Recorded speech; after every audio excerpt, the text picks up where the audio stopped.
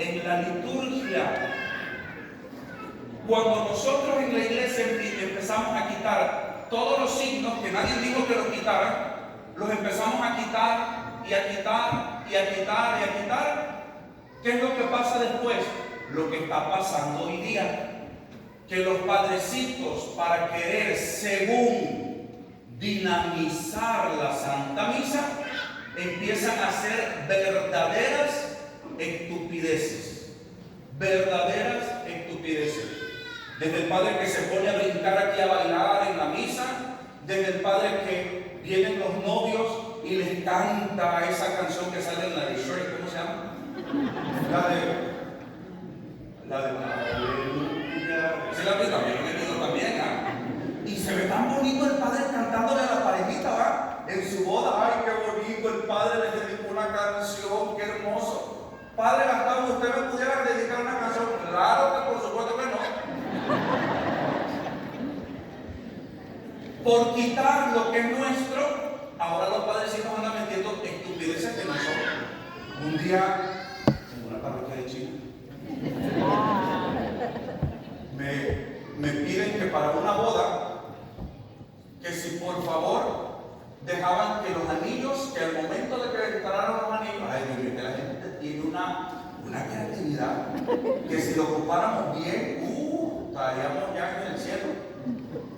Padre, que si para el momento de los votos, cuando sean los anillos, toquen los anillos, que si los anillos los puede traer el perro, un perro de la familia. No, de veras, fue cierto. Y me dice la encargada de bodas, ya que conociéndome, Padre Gastón dice, Padre Gastón dice, me han preguntado que si usted permitiría que en el momento de los anillos los llevara un perro en el lomo. Y yo dije, por supuesto que no.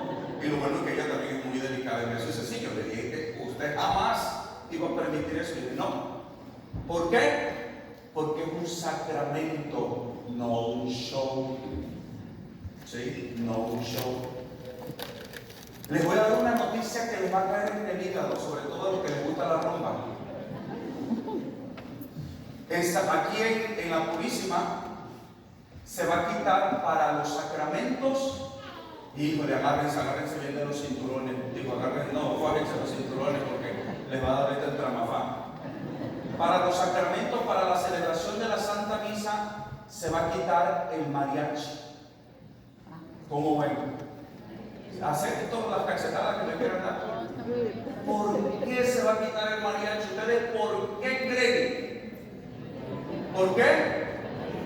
Porque no es litúrgico. A mí me encanta el mariachi. La banda quiere un día banda. Me fascina. Pero jamás para la misa. Nunca. La música tiene que ser, y agárrense los cinturones después del coro porque van a ver. La música tiene que ser sagrada. Cantos litúrgicos aprobados por la iglesia. ¿Sí? Entonces, no, mariachi, no. Ya lo que ya se les dijo que ya apartaron desde hace 8 años su boda, porque ellos ya pagaron y modo, ya no les podemos echar para atrás. Pero ya no se va a permitir esto. ¿Por qué? Porque queremos que la gente aprenda que lo que nosotros celebramos no es un show, es un sacramento, algo santo. ¿Ok? Bueno, ya me dejo de estar, porque apenas va a empezar el tema. Entonces, ya acabo de dar la última definición. Entonces, la liturgia son el ritual, ceremonias o actos solemnes religiosos. ¿Ya? Liturgia. Sacrosanctum Concilium en el numeral 7 define la liturgia como el ejercicio del oficio sacerdotal de Cristo. Fíjense, no soy yo el padrecito Gastón.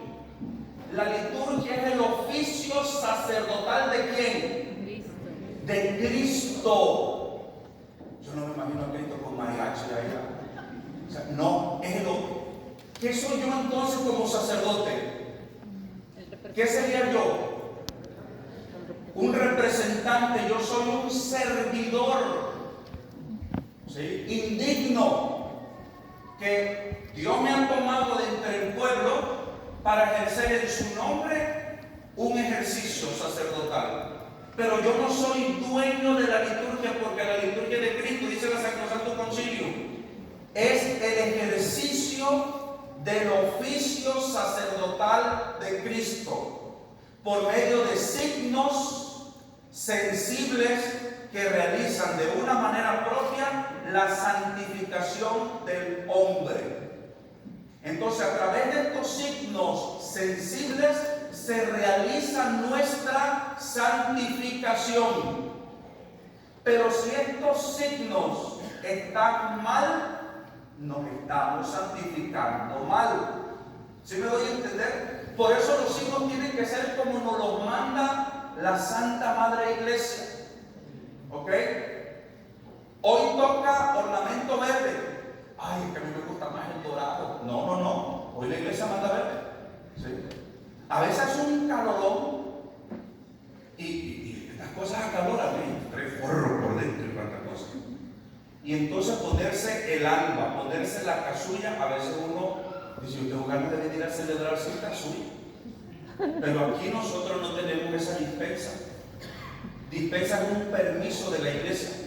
En Veracruz, por ejemplo, en la diócesis de San Andrés Tuxtla, los sacerdotes tienen un permiso especial de Roma para no usar la casulla. La casulla es la cosa esa verde que usé hoy, sí, la que parece la capa de Batman. ¿Sí? Tienen permiso para no usarla en días de semana, pero un permiso de Roma. Hasta que el Papa dio el permiso, los sacerdotes se la pudieron quitar. De menos no. Ahora es un permiso para no usarla, no quiere decir que está prohibido, son cosas que se tienen que entender. ¿Sí me voy a entender? Bueno, entonces, fíjense, San Juan Pablo II, cómo definía él la liturgia de una forma bellísima, poética, ¿verdad? San Juan Pablo II. Dice, ¿qué es la liturgia sino la voz unísona del Espíritu Santo y la esposa? ¿Qué es la esposa? La iglesia. La Santa Iglesia dice, que clama al Señor Jesús, ven. ¿Qué es la liturgia sino la fuente pura y perenne de agua viva, a la que todos los que tienen sed pueden acudir para recibir gratis el don de Dios? El agua pura.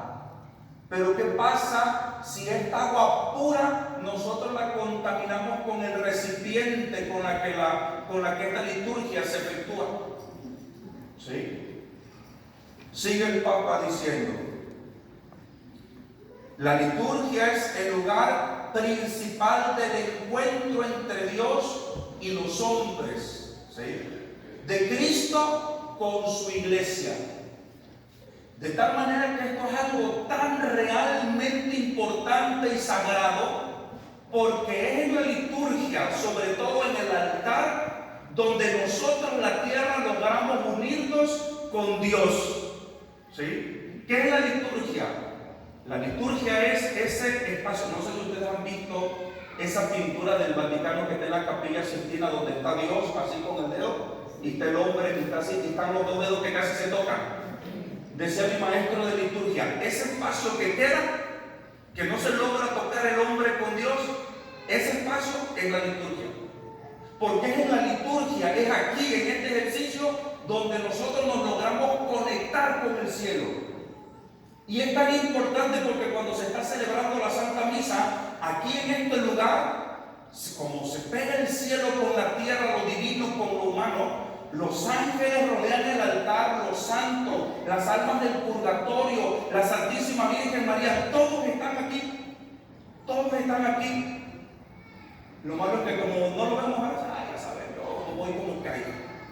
Pero si lograr de tarea, vean el gran milagro. ¿Ya lo vieron? Bueno, ahora pongan en práctica nada más. Sí. Entonces, esto es real. Es real. Yo voy a contar que esto no lo debería de contar aquí porque no viene al caso. Digo, sí viene al caso en el sentido de lo que quiero decir. Pero, por ejemplo, a mi abuelo paterno yo no lo conocí. No lo conocí ni mi papá. Lo mataron cuando mi papá tenía 1 año. De pronto, eso acaba de ser hace unos meses. Yo sueño a mi abuelo que está en el campo y está como harapiento. Y en el sueño yo sé que él es mi abuelo, pero yo no lo conocí. Veo un señor anciano y sé que es mi abuelo y me dice: por favor, dile a todos que me perdonen. Y yo sé como que, sí, abuelo, yo le voy a decir. Él se murió joven, pero yo lo veía como un anciano. Y yo le hablo por teléfono y papá, le digo, soñé a mi abuelo y me decía que por favor lo perdonara. Y yo fue así como, si tú ni lo conoces, no lo conocí ni yo, ¿cómo vas a soñar con tú? Yo no sé. Pero entonces empiezo a tener esa inquietud muy en mi corazón. Yo creo mucho en las almas del purgatorio y le tengo devoción y rezo siempre que puedo por las almas benditas del purgatorio. ¿Sí? Y los que se confiesan conmigo ya sabrán que sí, ¿verdad? Entonces, las almas, yo siempre pido por las almas del purgatorio. Entonces digo, yo creo que Dios ha de haber dado una oportunidad a este viejo de que pidiera ayuda. Y empiezo en las misas en las que no tenían intención, empiezo a pedir por mi abuelo. Yo celebro con las monjitas la misa y ellas nunca tienen intención. Entonces yo agarro la intención para mí. Padre, si supieran que yo soy el beneficiado, este es para mi intención, y este es para mi mamá, y este es para mi tía, y este es para el difuntito.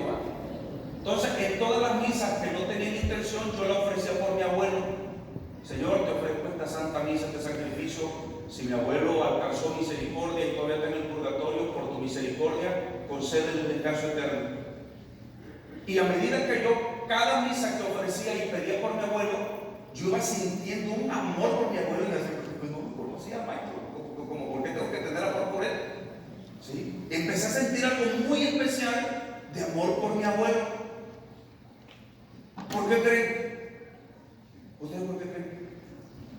Pues porque estamos unidos.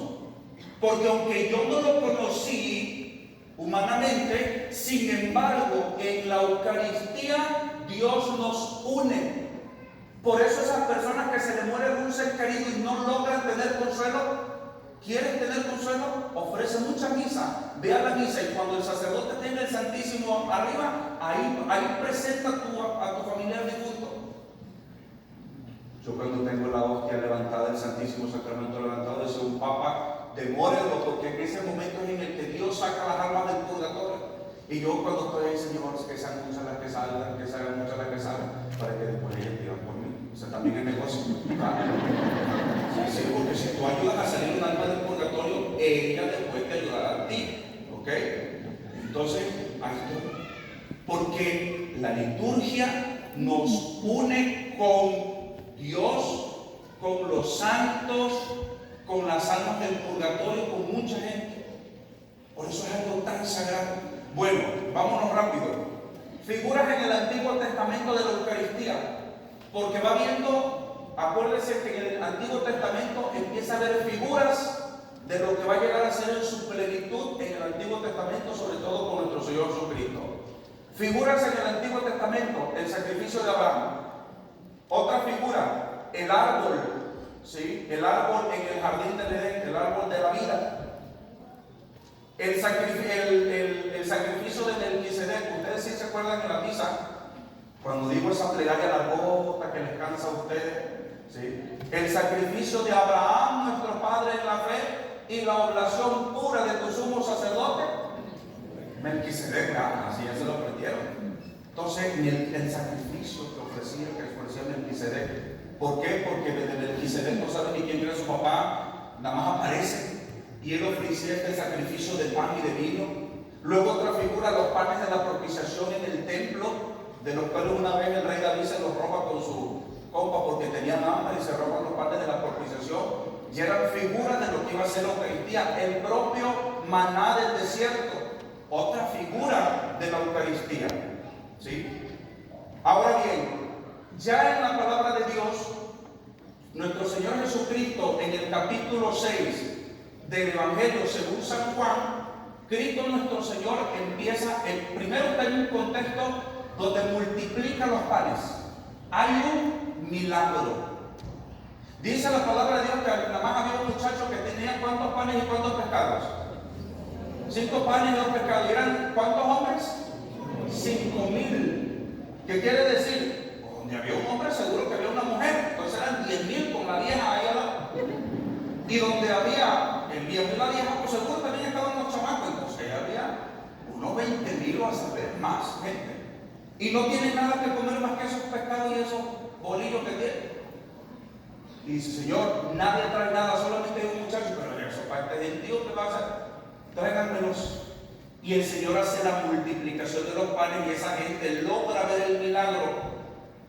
Pero a pesar de que ven el milagro que nuestro Señor Jesucristo está haciendo, luego esto, yo iba a decir una palabra no muy apropiada, estos canijos, le dicen, a ver tú, Señor, nuestros antepasados comieron el maná en el desierto. ¿Tú qué signo vas a hacer para que nosotros viéndolo creamos?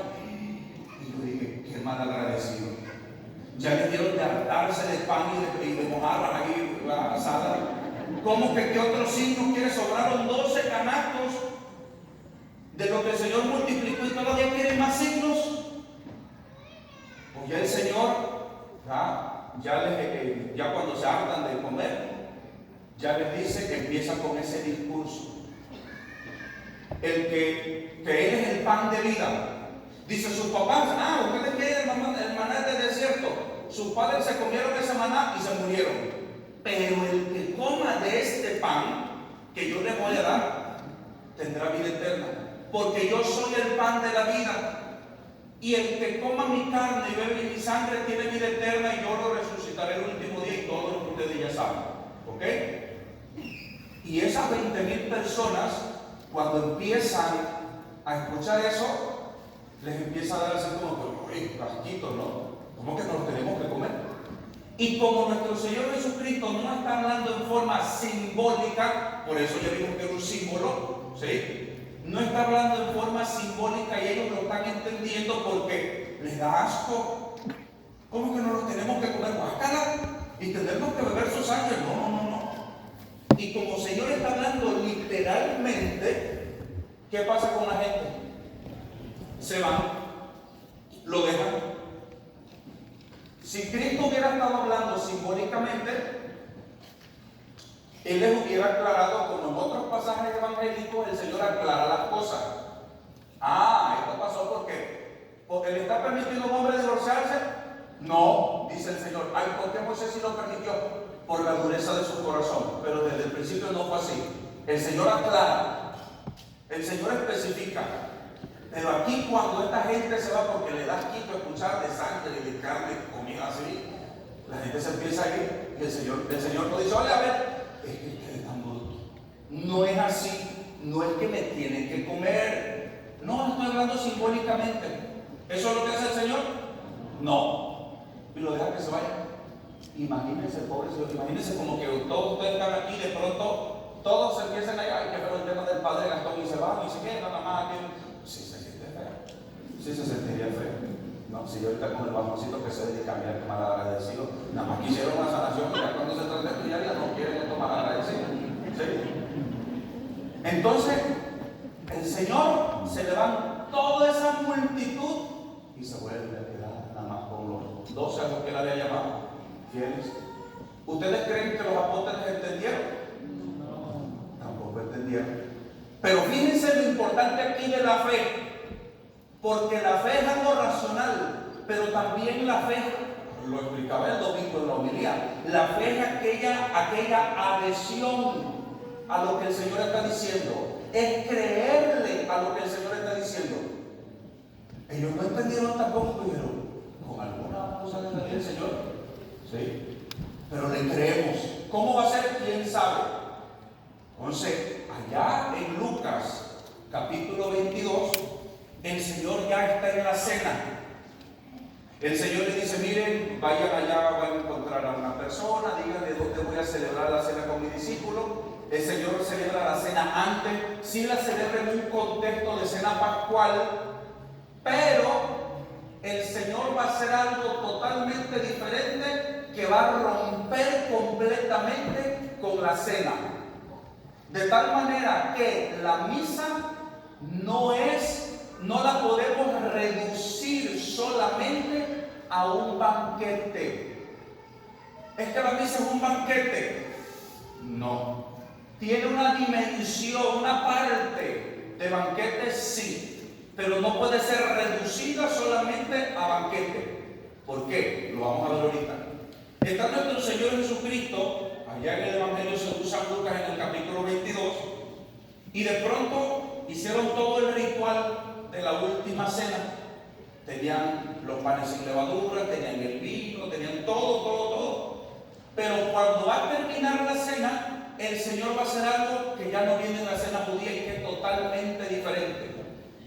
Y el Señor dice la palabra de Dios que va a tomar el pan y va a dar gracias, lo va a bendecir. Y entonces parte ese pan y le va a decir, voy a simularlo porque esto es importante. Hágate cuenta que esto es el pan. El Señor lo parte el pan, ¿sí? Y les dice, esto, ¿ok? No esto. El Señor hace referencia a la cosa, al objeto que tiene en la mano. Y le dice, esto es mi cuerpo. ¿Cuál cuerpo? ¿Cuál cuerpo? Pues de Jesús. Y él nada más tiene uno. Y el Señor dice, esto que ven ustedes aquí es mi cuerpo. Y entonces ahí a ellos también se les abren los ojos como a los discípulos de Maús. Y dicen, ok, ya agarramos la onda. Este es tu cuerpo, sí. Así es como te tenemos que comer, Señor. Sí, así es como me tienes que comer. Dijeron nada. Ok. Pero el Señor está diciendo que eso es. Entonces, la palabra esto y la palabra es fundamental. Porque el Señor no está diciendo que esto representa, esto simboliza. No, esto es. ¿Qué es? El cuerpo del Señor. Esto es mi cuerpo. Y agarra la copa de vino, ¿sí? Y también da la gracia. Y cuando la tienen en la mano dicen, esta copa, este cáliz, es mi sangre, ¿sí? Que será, y fíjense, el verbo está en futuro. No dice que es entregado o que se derrama, dice que será derramada. ¿Dónde se derrama la sangre de nuestro Señor Jesucristo? ¿Dónde se entrega su cuerpo? En la cruz. ¿Ok? ¿Qué es lo que está haciendo el Señor en la última cena entonces? Sí, instituyendo la Eucaristía. Pero ¿qué es lo que está haciendo? Si está diciendo, esto es mi cuerpo, esta es mi sangre que será derramada, ¿qué está haciendo ya aquí el Señor? ¿Qué? Sacrificio. El sacrificio. ¿Ok? Entonces, ¿qué es la misa? La misa ante todo es el sacrificio de nuestro Señor Jesucristo que se actualiza en el altar. Sacrificio.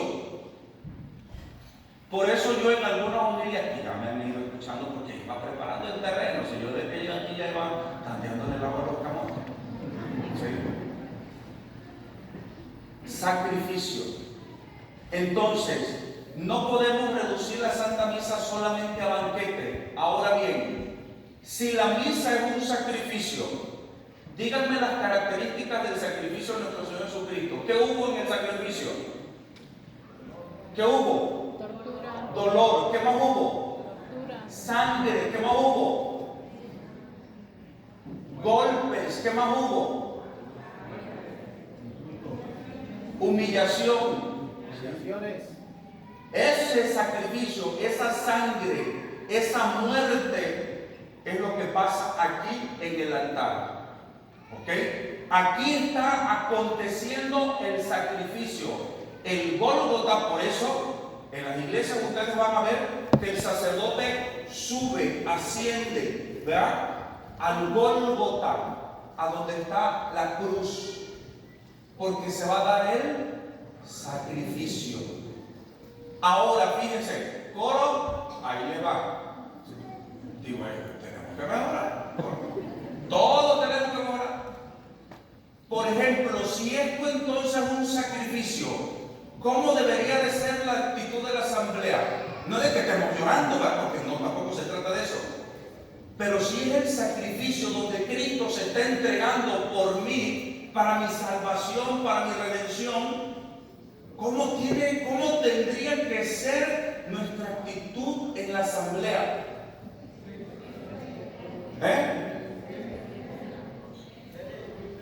De humildad, de silencio, de adoración, de reverencia, ¿sí? Si entonces esto es el sacrificio, ¿cómo tendrían que ser los cantos? No fúnebres. Si lo que venimos es a celebrar el sacrificio, porque eso es la misa, y lo vamos a ver después como lo define el Concilio de Trento, no como lo define el Padre Gastón, como lo define la Iglesia, el sacrificio de nuestro Señor Jesucristo que se actualiza en el altar. Entonces, la alabanza, entonces la música con la cual nosotros entramos, tiene que ser una música que disponga el corazón para un encuentro con este prodigio, con este milagro, pero con este sacrificio. ¿Sí me voy a entender? ¿Sí me voy a entender? Entonces, tiene que haber un cambio. Porque entonces, la misa no es como esa iglesia donde le digo que entran todas las botargas y empiezan los aplausos. La misa es una fiesta con Jesús. La misa es una fiesta con Jesús. Pues no, la misa no es una fiesta. O sea, que no la podemos reducir a eso. ¿Sí? Tiene muchas dimensiones, pero no se puede reducir solamente a la cuestión festiva, porque no se queda, si Cristo resucitó, ¿sí o no? Entonces no es solamente, bueno, entonces nada más celebramos la muerte, no. Esta es una liturgia donde se celebra el sacrificio de Cristo que culmina en la resurrección. ¿Ok? Entonces, nuestra actitud debe ser de adoración, de reverencia, nuestra vestimenta, nuestra postura, nuestra actitud, todo tiene que ser digno de lo que estamos celebrando. Pues la gente dice, lo de fuera no importa. ¿Ustedes qué piensan? ¿Que lo de fuera importa, sí o no? Fíjense que yo estaba en casa. Imagínense cuántas quinceañeras no celebran más aquí en la Purísima, que hay como 11 quinceañeras por los fines de semana. Estoy bromeando. Es que aquí sí tenemos muchas quinceañeras. Y bodas. ¿Alguno de ustedes de la comunidad ha visto en alguna quinceañera o en alguna boda alguna señora chancluda? Que vaya a la fiesta y que venga chancluda a la fiesta. Nadie. Porque yo nunca. ¿Cómo viene la señora? Dijera el padre Roberto, se van a hacer terapia intensiva. No, pero no la conoce. Yo ya la novia no la conocí. Yo decía, ¿quién voy a casar y quién es? Padre, somos nosotros. Sí. Pero las damas, ¿cómo vienen? Las damas que acompañan a las quinceañeras o a los novios. Esos vestidotes que hasta hacen arrastrando y que se caen, se los tienen que levantar, ¿sí o no? Con alta piedrería y bien peinada, bien pintada, bien entaconada, y el viejo con sus sombreros, sus cintos piqueados y bien trajeado. ¿Verdad que sí? Pero ¿por qué vienen así si es una quinceañera? Vean, a una boda. ¿Por qué van a una fiesta bien vestidos? Díganme, ¿por qué tienen que ir bien vestidos a una fiesta? No, pues sí, también, sí. Pero ¿por qué se va a una fiesta bien vestido? Porque se va a compartir la alegría, porque es un evento importante, ¿sí o no? Claro, es un evento importante. ¿Y por qué a la misa a veces venimos como si fuéramos a la playa? ¿Sí me voy a entender? ¿Puede compararse la Eucaristía a una quinceañera? No. Pero ¿por qué a la Eucaristía si no damos el permiso de venir chancludo, lamañoso? Yo he visto gente en pijama, en short, escotes, ¿verdad? Unas minifaldas. No, hombre, Dios mío, si supieran lo que uno ve aquí cuando se siente en el frente. En una iglesia de allá de China.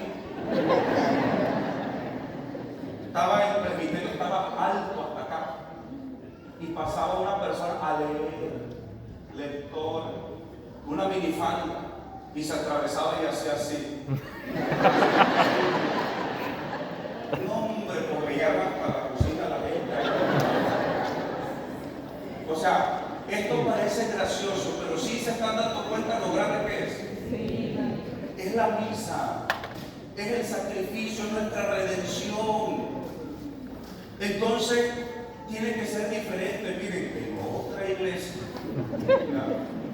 yo estoy haciendo chismorreo en una misa. Allá cuando me cambio, en una no lo voy a quemar tampoco. ¿Okay? En una iglesia les voy a decir de China, no voy a quemar a la purísima, claro que no.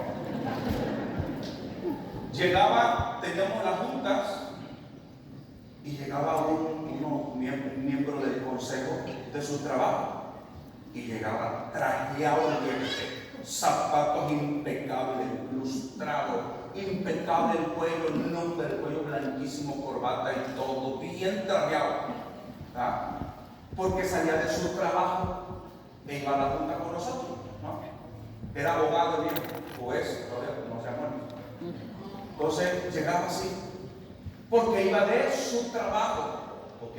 Su trabajo requería una vestimenta apropiada, formal, pero cuando al otro día, el domingo, en la primera misa de la mañana, estaba él en primera banca y estaba en short y en sandalia. ¿Sí? Y yo decía, no se logra entender la importancia. Se deja, es que la fe se va perdiendo. Ya no vamos dimensionando lo importante que es eso. Entonces, como no es como que muy importante, yo puedo ir como sea. Padre, pero es que los de afuera no importa, lo que importa es el corazón. Hijo, dice la palabra de Dios que de la abundancia del corazón habla la boca, lo exterior. De lo que está en nuestro corazón es como va a estar nuestro exterior.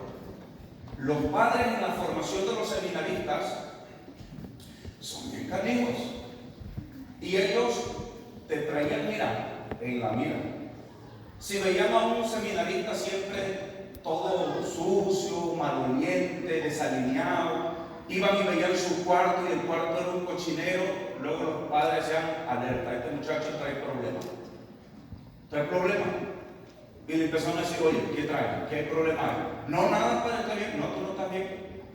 No estás bien, mira tu cuarto, mira tu persona, no te peinas, anda todo lagañoso, todo mosquiento. ¿Sí? Porque nuestro entorno, nuestro exterior, habla de cómo estamos nosotros por dentro. A mí a veces me dicen,